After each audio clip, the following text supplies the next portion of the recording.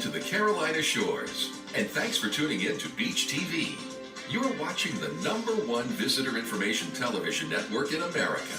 We're the Destination Network, and we cover some of the most fascinating cities and resorts in the Southeast. We're going to show you a local story or two to help you make the most of your time here. And then we're going to show you a few stories and interviews from some of our other favorite places.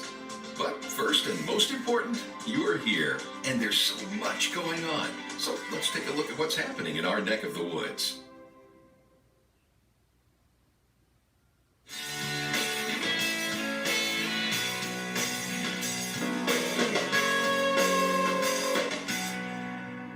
I'm Captain Terry Bragg, the Executive Director of the Battleship North Carolina, and I'd like to welcome everybody to the Battleship. We are here on the Cape Fear River, across from Wilmington, North Carolina. And my story is that I grew up in Jacksonville, North Carolina, just an hour north of here. And I remember coming here as a young boy, as a paper boy. They loaded all the paper boys in the communities up on a bus and drove us here. And we had a wonderful day on the Battleship, and that set the memory. After growing up, I went to Appalachian State University, went from college straight into the Navy, served 30 years in the Navy, and retired in 2008 as a captain. Ship driver by trade. I was the commanding officer of the USS McInerney, guided missile frigate, destroyer squadron commodore. And when it was time for me to retire, the Battleship Commission was looking for a replacement for the executive director position. So I applied and did my interviews and was hired to do the job, and I've been in the Battleship role as executive director for 2 years now. I enjoyed working at the Battleship North Carolina for so many reasons. Everybody has a I Love Me picture on their desk. Well, I have one with my wife when she was 8 years old, standing up on the forecastle underneath the 16-inch gun. The opportunity to live and work right here in Wilmington, North Carolina on the Cape Fear River. We have alligators, we have river otters, we have birds, we have enthusiasm, we have education. It's a great life. Come enjoy the experience at the Battleship North Carolina, located in Wilmington, just a short drive from Myrtle Beach.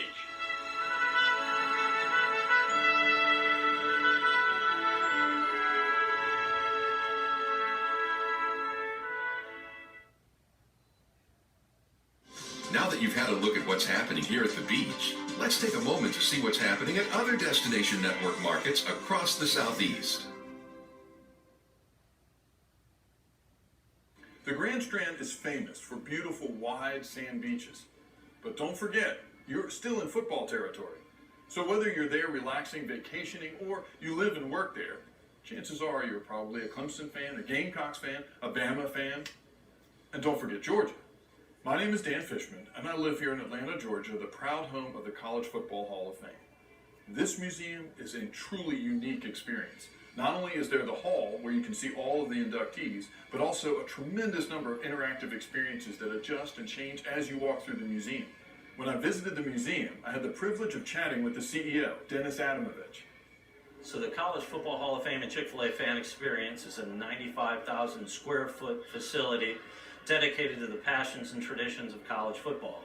It is located in the center of downtown Atlanta, right across from Centennial Park. It's about a 2.5 hour experience while you're here. It is one of the most immersive experiences in all of museums in the United States. We've won awards for what we do, and really the secret sauce of who we are is the ticket that you get has an RFID built within your pass, and that customizes you to your experience for the time you're here. So whatever team you pick, it's going to pull your team up to you first, and it'll always have a customized experience against the content for you and your team. We just took it to a whole new level from how we interact with the consumer and immerse you into the sport. Enjoy the beach. Spend a little time talking football with the locals. And if you're truly a college football fan, you have to make plans to come visit the College Football Hall of Fame in downtown Atlanta, Georgia. It is incredible.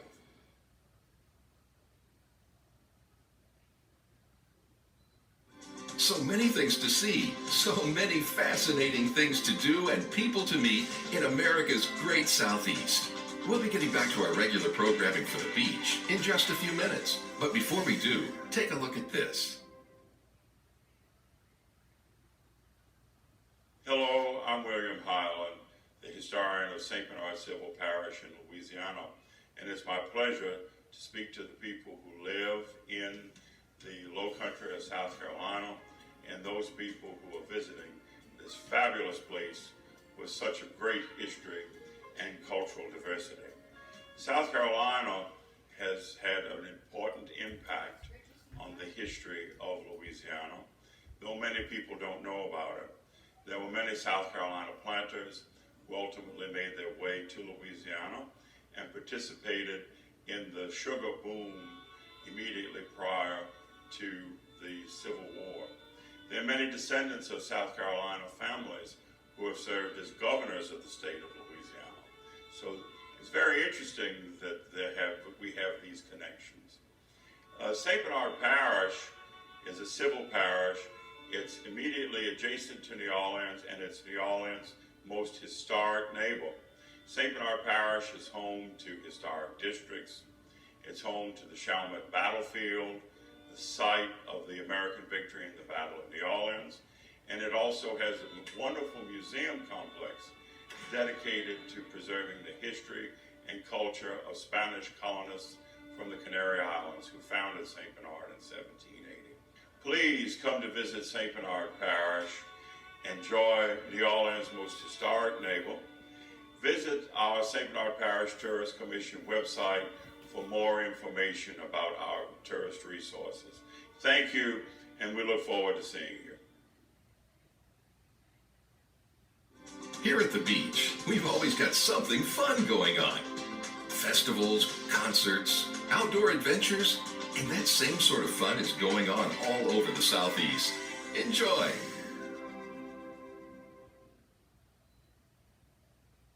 Hi to all of you watching along the coastal Carolinas. When it comes to paddleboarding, you guys have so many wonderful places to explore. You've got the inlets, the marshes, the Atlantic, lakes, rivers. It's absolutely beautiful there. And we love to paddleboard here on the Emerald Coast too. You know, we have so many wonderful places to explore, and of course it's the Gulf of Mexico, so how lucky are we? But before you get out there are some important safety facts and tips that you should know about. So that's why I've brought in our resident expert to share those tips and facts with you. And I'm here today with Susie Silbreath. How are you? Good. You are the owner of Subconscious here in Panama City Beach, and you're also a certified paddle fit level 2 and WPA class 1. Did I get that right? Yes, thank you. And although paddleboarding is a lot of fun, it's really important that people know that safety must come first when you paddleboard. So you're here to help people understand some of the basic safety tips that they need to know. So would you mind sharing with our viewers some of those? Sure. The most important thing is that the U.S. Coast Guard has deemed the paddleboard as a vessel. And as a vessel, when you're in navigable waterways, you need to have a personal flotation device and a signaling device. And it's always good to wear a leash in case you fall off. It keeps the board close to you. As the smallest vessel, you have zero rights when it comes to other watercraft. You're always supposed to go behind them and never block their way for 20 meters in front of them. Also, a good tip is to check the weather. If it's windy, you don't want to be out there. If you're new to paddleboarding and you see surfers surfing, it's probably too big for you and you should go find some calmer waters. The best way to pick up the board and carry it is really with 2 hands overhead. Make sure you size the paddle correctly for your height and also for your grip width to make sure that you're not putting your hands too close together when you paddle. And how about getting in and out of the water? That can sometimes prove to be a little difficult. Right. When you get into the water, walk the paddleboard out until you're about knee-high in water, and that's when you'll get onto the board. Make sure your feet are about where the handle of the paddleboard is. That'll be the center of the board, and that's where you're going to have your most balance. And when you're coming back, also kneel down on the board as you come to shore, and when you get to about knee-high water, get off the board and carry the board back onto the beach. But the key is to have fun, right, Susie? Right. Just be safe, have fun, relax. If you're not having fun, you're doing it wrong. Well, there you go. So while you're out there paddleboarding, don't forget these safety tips and techniques, and just have a great time out on the water wherever you are.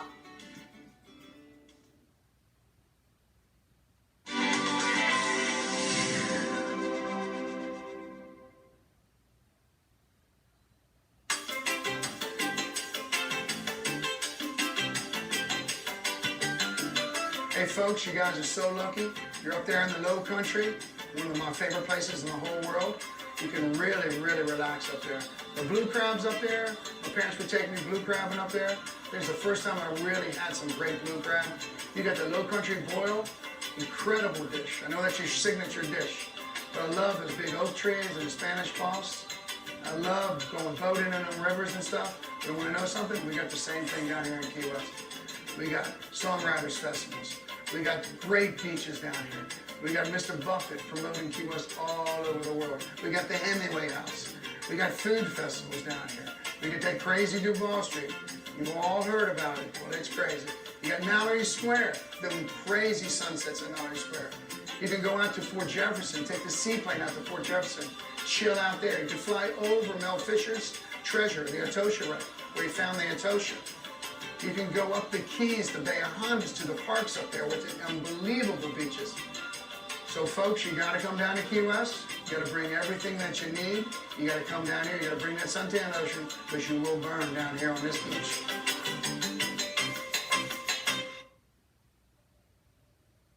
The southernmost city is thrilled to host the Florida Restaurant and Lodging Association's 26th Annual Key West Songwriters Festival, presented by BMI. More than 175 performing songwriters take to our unique Key West stages to showcase their chart-topping original music. 5 days and 5 nights of live music, 50-plus shows on audience-friendly stages. The Key West Songwriters Festival, in association with the Monroe County Tourist Development Council and the Florida Department of Business and Professional Regulation, presented by BMI.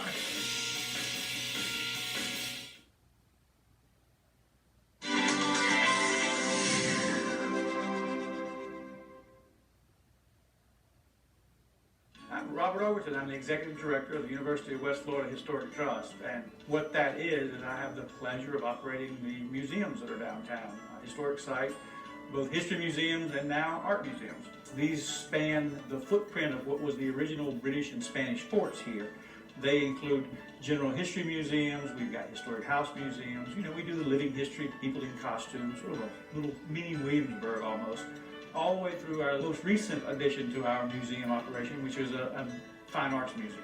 Well, when you get here, we encourage people to come and first sort of start your experience at the T.T. Wentworth Museum, which is where we are now. Originally it was City Hall. It's very strategically located right there on Plaza Ferdinand, but come in, we give you an overview of our site. But the Windward Museum is a traditional history museum. You can learn about Florida, Pensacola being the city of 5 flags here in Florida, and the history of the different time periods. You can go through and learn about some of the unique things that made us special. And we are special. We've got over 450 years of history. We're the first place that Europeans tried to set up a settlement here. But you just come down and you just take a stroll back through time. Again, I'm Robert Overton. I'm the Executive Director of the University of West Florida Historic Trust. And I'd like to invite you to come and visit one of the wonderful historic properties that we manage downtown Pensacola. For more information on our tours, how to find us, please visit our website at historicpensacola.org.